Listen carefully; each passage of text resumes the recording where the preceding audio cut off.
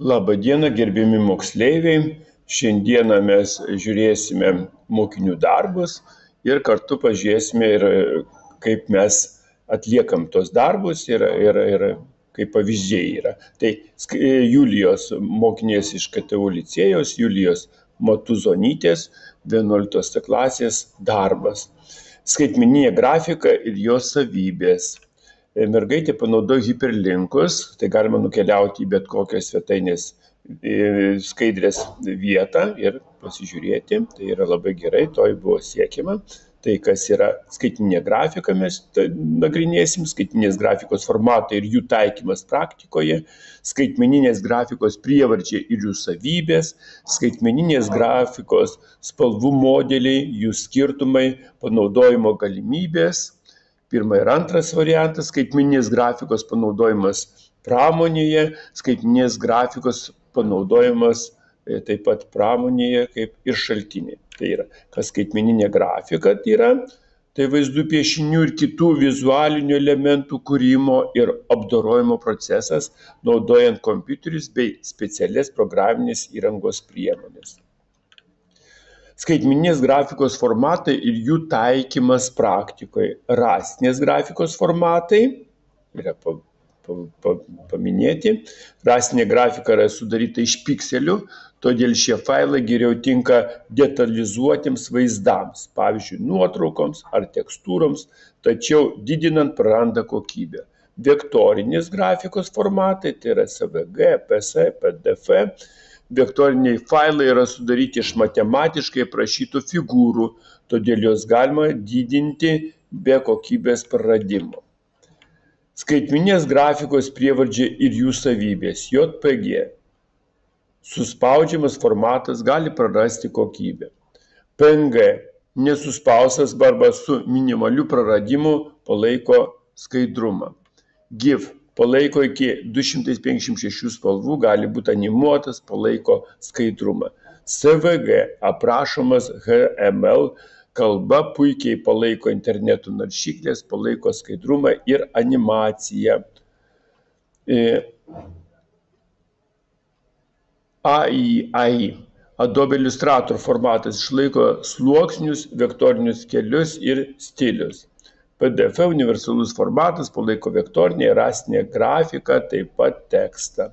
Skaitmeninės grafikos spalvų modeliai, jų skirtumai, panaudojimo galimybės. RGB. RGB spalvų modelis naudoja 3 pagrindinės šviesos spalvas - raudoną, žalią ir mėlyną, derindamas jas skirtingomis proporcijomis, kad sukurtų įvairias spalvas. RGB modelis naudojamas visose skaitmeninėse medijose, tokiuose kaip kompiuterio monitoriai, televizoriai, fotoaparatai ir projektoriai.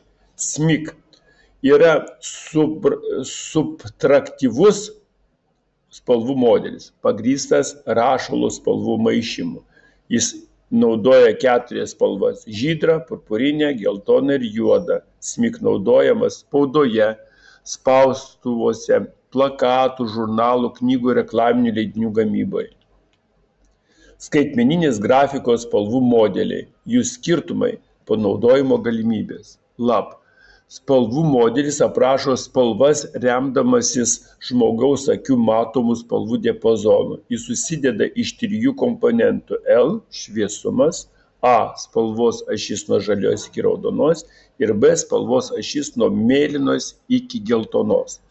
LAP naudojamas aukštos kokybės vaizdams redaguoti, spalvų korekcijai ir retušavimui. GSF, kartais vadinamas GSB, spalvų modelis aprašo spalvas pagal atspalvį, sodrumą ir ryškumą. GSV naudojamas grafinio dizaino programuose, dažnai pasirinkimo įrankiuose, taip pat animacijose ir vartotojo sąsajų kūrime. Skaitmeninės grafikos panaudojimas pramonėje. Reklama ir rinkodara.